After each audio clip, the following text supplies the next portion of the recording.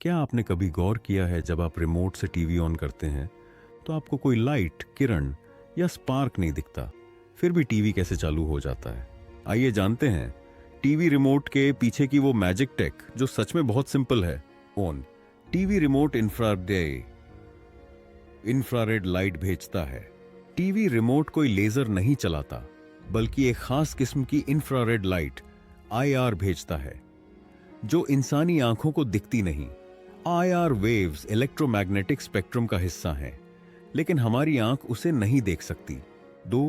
हर button के पीछे एक सिग्नल कोड होता है। जब आप कोई बटन दबाते हैं, रिमोट उस बटन से जुड़ा एक सिग्नल कोड भेजता है जो इंफ्रारेड लाइट के जरिए टीवी तक जाता है। टीवी में लगा एक IR रिसीवर वो कोड पढ़ता है और समझता है कि अच्छा, पावर बटन दबा है तो टीवी चालू कर दो। 3. क्यों सामने से पॉइंट करना जरूरी होता है? इंफ्रारेड लाइट सीधी जाती है, ये रेडियो वेव्स की तरह दीवार पार नहीं करती, इसीलिए आपको टीवी की तरफ पॉइंट करना होता है। अगर बीच में कोई चीज आ जाए तो सिग्नल ब्लॉक हो सकता है। 4. क्या लेजर रिमोट्स भी होते हैं? लेजर आमतौर पर पॉइंटर्स में होते हैं, टीवी रिमोट्स में नहीं। हालांकि कुछ हाई एंड या स्मार्ट रिमोट्स ब्लूटूथ या रेडियो फ्रीक्वेंसी का यूज करते हैं, जिससे आपको सामने पॉइंट नहीं करना पड़ता। 5. मोबाइल से टीवी कंट्रोल कैसे होता है? कुछ पुराने मोबाइल फोनों में IR ब्लास्टर होता था जो उन्हें यूनिवर्सल रिमोट बना देता था।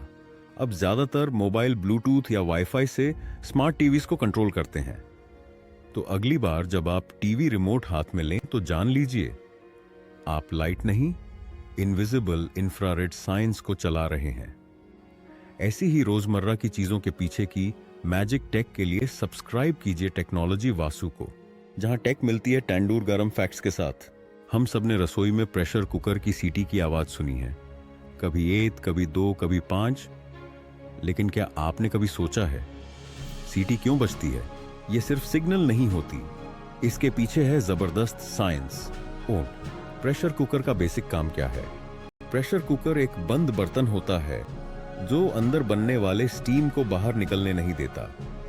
जैसे जैसे स्टीम अंदर बनती है, प्रेशर बढ़ता है, इससे खाना तेजी से पकता है, इसीलिए इसे प्रेशर कुकर कहते हैं। 2 सीटी क्यों लगाई जाती है? सीटी यानी विसल एक सेफ्टी वाल्व होती है। जब कुकर के अंदर का प्रेशर एक लिमिट से ऊपर जाता है तो स्टीम को रिलीज करने के लिए सीटी खुद ब खुद उठ जाती है, और यही आवाज होती है सीटी। अगर ऐसा ना हो तो कुकर फट भी सकता है। 3. सीटी की आवाज कैसे बनती है? जैसे ही स्टीम हाई प्रेशर में विसल होल से निकलती है, वो हवा की स्पीड और घर्षण से वाइब्रेशंस बनाती है जो हमें सीटी की आवाज के रूप में सुनाई देती है। ये ठीक वैसे ही होता है जैसे कोई म्यूजिकल इंस्ट्रूमेंट बजता है, बस ये खाना पकाता है।